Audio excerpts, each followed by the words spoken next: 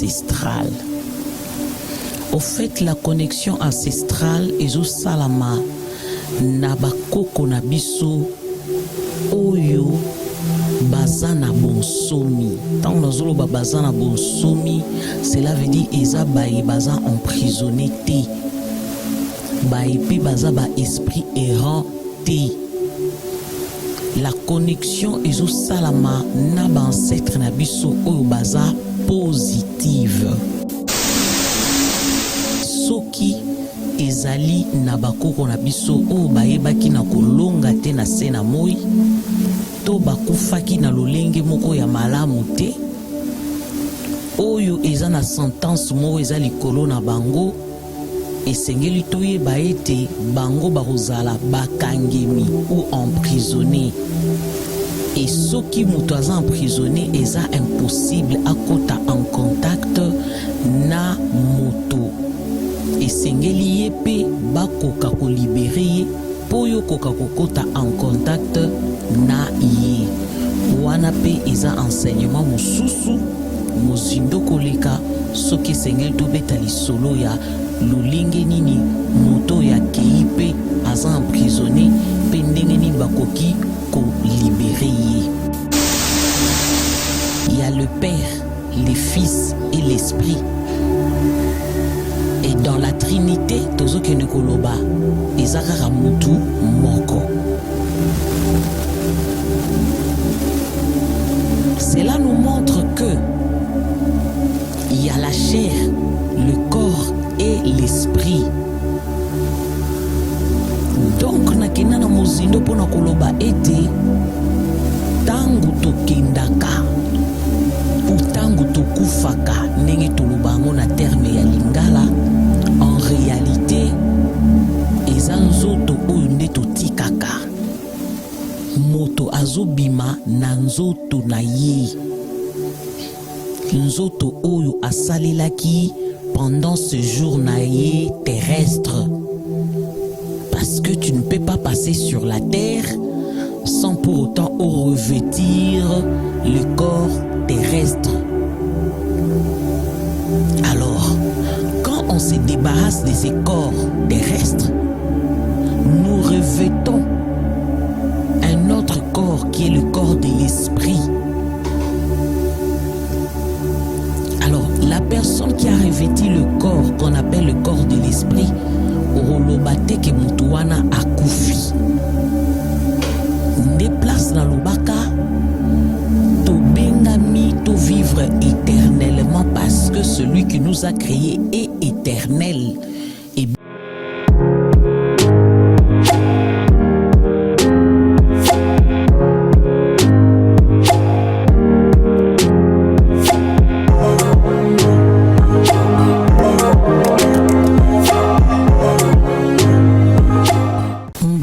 balandi na biso ya émission oyo Ame ton pays.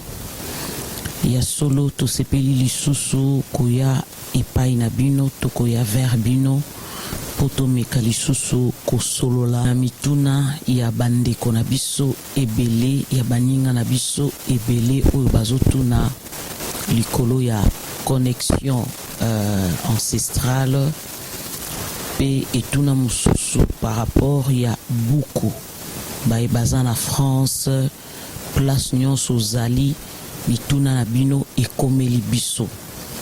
Alors tosengi yo boye soki oza na besoin ya buku oyo tobengi livre sacré parce que eza na bamisusu batuni kombo eza nini livre sacré. Soki oza nango besoin obengi biso na numéro oyo ezomonisama na écran na yo. Tango yo kobenga biso tokoyeba kotindela yo ba coordonnées to numéro na biso ya numéro na biso bancaire po okoka ko transférer mbongo na yo baye baza na mikili ya bapaya po okutana na bato oyo baza deja na buku sur place na mboka yo zali bakoka ko servir yo. Soit okokende pe na internet okukuta badone nyonso tokoyeba pe kotia yango na disposition na bino parce que les livres sacrés aza disponible na bamboka nyonso. Alors nazongi na kati na eyano oyo bandeko batuni sur la connexion ancestrale. Au fait, la connexion ancestrale ezo salama na bakoko na biso oyo baza na bonsomi. Tant nazolo baza na bonsomi, cela veut dire eza baye baza emprisonné te. Baye pe baza ba esprit errant te. La connexion ezo salama na ba ancêtre na biso oyo baza positive. Donc, quand on fait la connexion, cette prière au Tolobaki à connexion, tozo salango directement, oui, biso toko ko benga na biso bakoko na biso totangi bango na bakombo. Mais soki ezali na bakoko na biso o bayebaki na kolonga te na se na moi, to bakufaki na lolenge moko ya malamu te, oyo eza na sentence mo eza likolo na bango, esengeli toyeba ete bango bakozala bakangemi ou emprisonné. Et soki mutu aza emprisonné eza impossible akota en contact na moto. Esengeli ye pe bakoka ko libéré ye po yo koka kokota en contact na ye. Wana pe eza enseignement mususu mozindo koleka soki esengeli tobeta lisolo ya lulinge nini moto ya keipe aza emprisonné pe ndenge nini bakoki ko libéré ye. Na ye kopesa biyano oyo po eza na ebele na bato oyo batuni motuna ya kolobete bobo sanate bakoko na biso mususu baza ba esprit bakoma ba esprit errant bakoko na biso mususu baza na ba prison. Vous avez parfaitement raison. Mais cela ne nous empêche pas à être connectés à nos ancêtres. Pour nous expliquer l'autre fois, Dieu, oyo tozo ko invoquer tout le jour, est notre ancêtre. Aza koko na biso, aza mosisa ya bikelamu nyonso. Et tant que tozo kende kokotaka en connexion na ba ancêtre na biso, ezo mema biso tout droit vers le Dieu créateur. Nous avons besoin des personnes qui sont parties parce que ces personnes-là sont en train de représenter des esprits qui peuvent nous soutenir. Napesaka exemple ya Christ. Comment Christ, avant d'aller traverser son épreuve pour Golgotha, akenda na ngomba kobondela, mais na kati ya libondeli na ye a invoka ba ancêtre na ye. Et Pierre aza mutu oyo bafongolaki ye misu, amonaki bakoko ya Yesu. Moko na loboko ya mobali, moko na loboko ya mwasi. Baye pona koporte ye main forte. Quand nous prions dans la Bible, ce qui tout tangi bien, il y a toujours la prière où totali sape to enseignant ya kolobete. Le Saint-Esprit doit venir comme aide, comme consolateur. Le Saint-Esprit est Zanani. To enseignant ya koloba ete, il y a le Père, le Fils et l'Esprit. Et dans la Trinité, tozo kende koloba, ezakara mutu moko. Cela nous montre que il y a la chair, le corps et l'esprit. Donc nakena na mozindo pona koloba ete tangu tokendaka utangu tokufaka ndenge tolobango na terme ya lingala, en réalité eza nzoto oyo nde totikaka moto azobima na nzoto na ye, nzoto oyo asalelaki pendant ce jour na ye terrestre, parce que tu ne peux pas passer sur la terre sans pour autant revêtir le corps terrestre. Alors, quand on se débarrasse de ces corps terrestres, nous revêtons un autre corps qui est le corps de l'esprit. Alors, la personne qui a revêti le corps qu'on appelle le corps de l'esprit, orolobate ke mutuana akufi.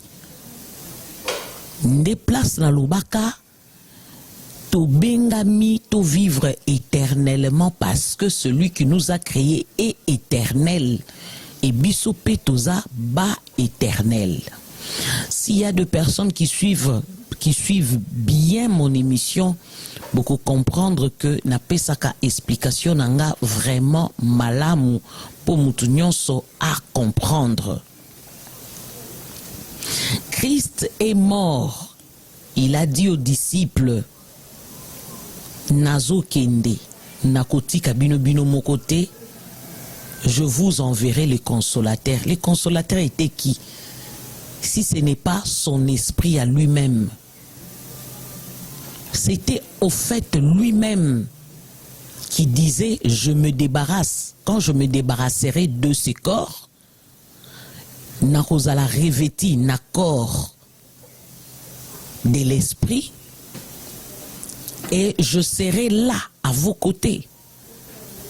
Donc à chaque moment que Boko Benganga nakozala présent, c'est pour dire que séparation au salama sur le plan charnel,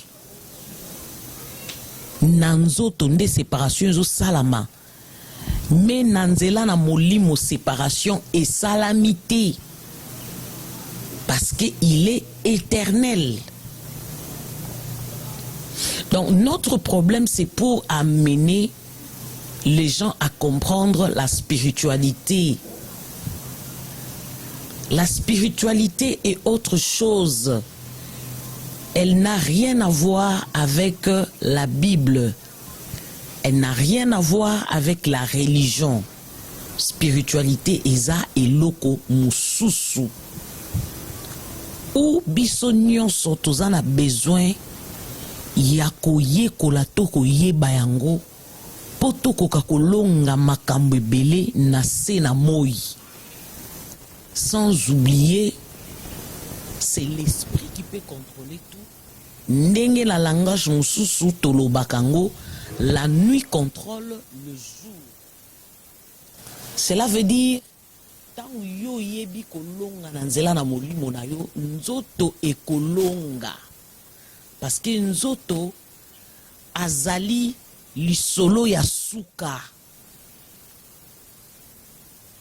Mais l'esprit a précédé toute chose. Voilà pourquoi nous voulons plus connaître Oyo ezali ya molimo poto kokakolonga na bonzoto oyo. Ekobosa na te nzoto oyo tolati ebundisaka masolo ya molimo mingi. Nzoto oyo tolati eza na na makambo ebele po ekende ko se réaliser likolo ya nzoto oyo. Alors, ce qui bozo koka ko comprendre biso na langage oyo tozoya nango oyo eza spiritualité et ko compliquer yo face à la religion oyo tosi toyambaki bien avant, face à la Bible aussi toyambaki bien avant, parce que la Bible ne contient pas la spiritualité à l'intérieur. Il ne faut pas tout ça. Spiritualité na religion. Tokoki ko sa le loko wanate. Parce que au commencement, c'était d'abord l'esprit. Ce qui tozongi na Bible balobi, au commencement, l'Esprit de Dieu mouvait au-dessus des eaux. Molimo ya Nzambe ebandai kovanda likolo ya mai. Cela nous prouve que l'Esprit qui n'avait pas revêtu la chair, l'Esprit qui était Dieu mais sans chair, ezalaki likolo ya mai.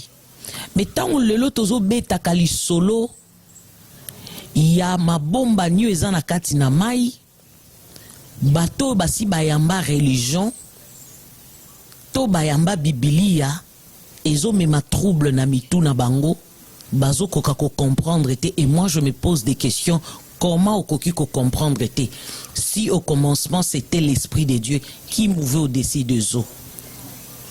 Cela veut dire l'Esprit de Dieu avait pour contrôle nyonso ezalaki na bibale minene. Et l'Esprit de Dieu a la connaissance de tout parce que lui, il est le créateur de toutes choses. Si nous allons commencer à douter sur ce que Dieu a créé ou likolo na musala oyo Nzambe ye moko mokeli asali, tokomi loba ete bonsomi na biso ekozala nanu musika na biso, parce que bonsomi ya moto mwindo esimbami nanu na nzela na molimo. Si sur le plan spirituel tokomi na bonsomi, automatiquement dans la chair toko parvenir pe kolonga makambo ebele. Alors j'aimerais ramener certaines personnes à la compréhension de choses. Toko comprendre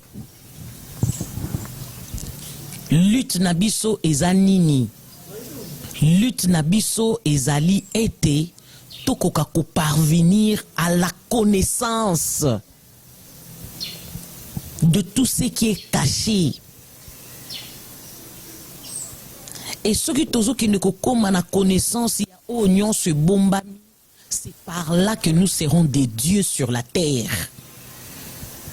N'oubliez pas la création. Il nous a ramenés à son image et là c'est lui qui était au commencement au-dessus des eaux comme esprit, s'est décidé il y a qu'à se faire chair. Batuba mona ina nzela musuni alata corps oyo terrestre. Mais alati corps terrestre à travers qui? À travers toi et moi. Nakoki komona yo, yo poko komona nga. Toti limate. So to ami tapi rozala elima alati nzoto. Donc il faut to koma na dimension à comprendre biloko na lolenge wana poto kokape kolonga. Donc nous disons le mort tel que nous avons l'habitude de le dire. Dans un bon français, moi je me dis toko lobela kutu lisolo ya morti. Toko lobela voyage. Donc tozo ya na voyage moko, to sali mission na biso to silisi et tozongi. Tozo sala akaba transition na yaki, na zongi, na ke de l'autre côté. Au fait c'est ça. C'est un mystère. C'est un mystère. Et en parlant, il y a mystère. Batonio sope ba bengami ko comprendre mystère te. Mais à travers nos enseignements, tozo linga yope ozala connecté au kokape ko banda ko comprendre mystère oyo et salamaki. Parce que Dieu, c'est la connaissance. kozala na nzambe eza kokoma mayele. Nzambe zambo yebi. Quand on parle de la perfection de choses, la perfection c'est quoi? Ezatang moto akomi na boyebi nde tolobi la personne est perfectionnée. Boyebi et atteindre perfection na yango. Alors na kati ya boyebi yango nde tozokoloba toza na bakoko na biso na moment nyonso tant tozalaka na ba problème pe na ba difficulté ya pe na mission neti biso avant biso balonga bakei bazalaka na besoin ko soutenir biso.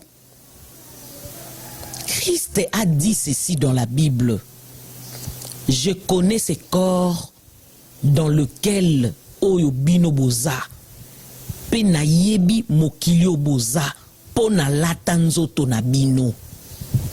Mais c'est un langage clair. C'est un langage clair. Ayebi nzoto oyo to lata po ye pa lata kiango. Donc pour dire que c'est quelqu'un qui n'est pas mort. A salande ba déplacement et à zolo balisusu à chaque moment qu'il y a un problème beau invoquer nga. Invoquez moi. Et dans le langage du Christ, il a démontré clairement que pendant qu'il était dans la chair lui a pas permis aussi de travailler ndenge sengelaki. Mais tant wabimi na nzoto, cela veut dire aza siko capable ya komema perfection auprès des disciples po nzoto oyo yake ko revêtir et comme nzoto oyo ezo faciliter beaucoup de choses. Mais pourquoi tozo koma à la compréhension de choses te? Moi je me dis toute personne qui est esprit doit comprendre ces choses. Parce que cette Bible que tu portes, Baloba Nabiso Nakati, ce qui est né de sera toujours esprit. Mais ce qui est né de la chair, on va comprendre le côté lié à côté de Manakati na discussion parce que Aza Nzoto na Nzoto. Et une personne comme ça n'attendait pas le jour où Azongi na voyage naïe au Bengaya ko soutenir comment, parce que pendant qu'il avait revêti ses corps, il n'a jamais vécu sur le plan spirituel. Nous devons travailler la spiritualité pendant que tozana nzoto oyo nde sengeli to faire fonctionner nos capacités de l'esprit, to atteindre niveau songolo pakala pour que le jour ozo bimana nzoto, c'est là qu'on appelle les esprits géants, ou atteindre dimension moroboyi. Tu ne viendras pas soutenir les gens ceux qui. Donc pour nous dire ceci, Nabato batuna ki mituna ebele, li solo oyo ya bancetre, eza li solo moko eza mozindo, eza kara mokuso ndenge to beta li solo wana te. Donc oyo ayebaki kolonga te na sena moi, arozala incapable ko soutenir ngai. Arozala incapable. Mais ezape na baïba longaki tant yozo ko invoquer ozo ko benga mbala moko baebiete eza na songolo pakala azo benga biso na secours nayi.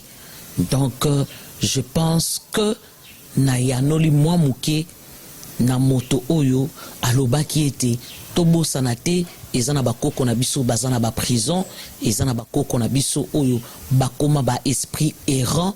Oui, ça tu as parfaitement raison.